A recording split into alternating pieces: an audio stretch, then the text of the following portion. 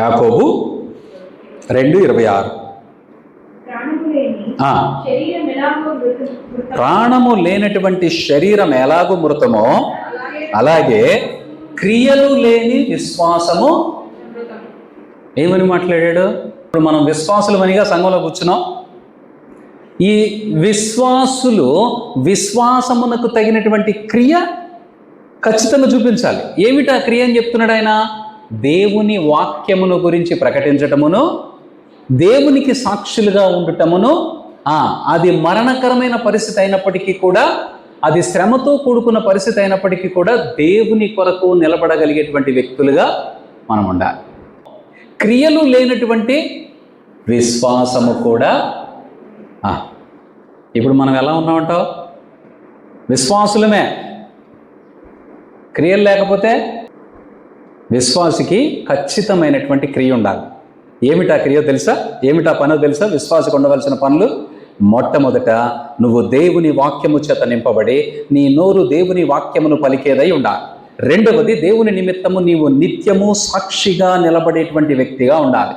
ఈ రెండు నీ క్రియల ద్వారా నువ్వు చూపించగలిగితేనే నీవు విశ్వాసివని పరిగణించబడతావు. నీ విశ్వాసము పరలోక రాజ్యమునకు చేర్చబడేంత వరకు నిలిచి ఉంటుంది. హల్లెలూయా. లేకపోతే మృతమైనటువంటి శరీరం ఎలాగో క్రియలు లేని విశ్వాసము కూడా మృతమైనది. కాబట్టి నీ విశ్వాసమును బట్టి నువ్వు అతిశయించడానికి వీల్లేదు. మంది విశ్వాసాన్ని బట్టి అతిశయిస్తున్నారంట. మేము క్రైస్తవులం క్రైస్తవులం క్రైస్తవులం అని. ఎందుకు? క్రైస్తవులకి పరలోక రాజ్యం ఉంది, పరలోక రాజ్యం ఉంది, పరలోక రాజ్యం ఉంది. క్రైస్తవులకు పరలోక రాజ్యం ఎప్పుడు వచ్చింది? వారు దేవునికి సాక్షులుగా నిలబడినప్పుడు వచ్చింది. వారు దేవుని వాక్యమును ప్రకటించినప్పుడు వచ్చింది. నశించిపోతున్న వారిని రక్షించినప్పుడు వచ్చింది.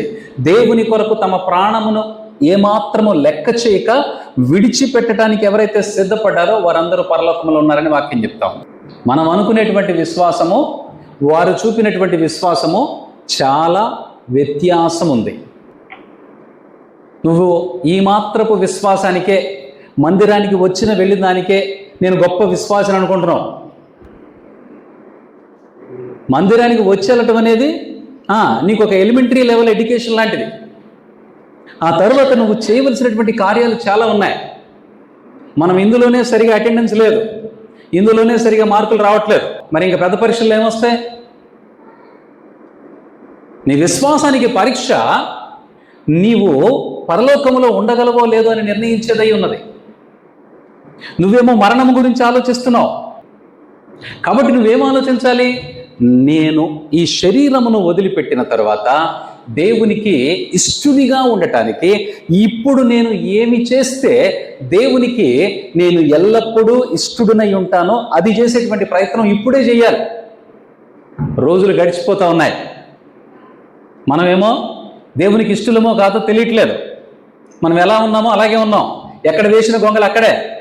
వయసు అయిపోతూ ఉంది. మరి ఇంకెప్పుడు మనం ప్రయత్నం చేసి దేవునికి ఇష్టలుగా మార్చబడతాం? దేవుని కొరకు నిలబడేటువంటి విశ్వాసము అది మరణమయ్యేంత వరకు మన నుండి విడిచిపోబడదు. నీకు ఆ భయం ఎందుకు వస్తుందనంటే, నీకు మరణం అంటే ఏంటో తెలియక నీకు ఆ భయం కలుగుతుంది. మరణం అంటే ఏమీ లేదు, నీలోని ప్రాణము నీ నుంచి విడిచి బయటకు వచ్చింది. మరి ఇది ఎక్కడ ఉంటుంది? అయితే దేవుని దగ్గర ఉండాలా, లేకపోతే నిత్య నరకములో ఉండాలి. ఈ రెండిటిలో ఎక్కడికి వెళ్ళాలి అనేది నువ్వు శరీరముతో చేసినటువంటి క్రియలను బట్టి నిర్ణయించబడతావు. It's simple. నువ్వు శరీరముతో ఉండగా క్రీస్తుతో ఉన్నావనుకో, నువ్వు ఖచ్చితంగా సంతోషంగా చనిపోవడానికి ఇష్టపడతావు.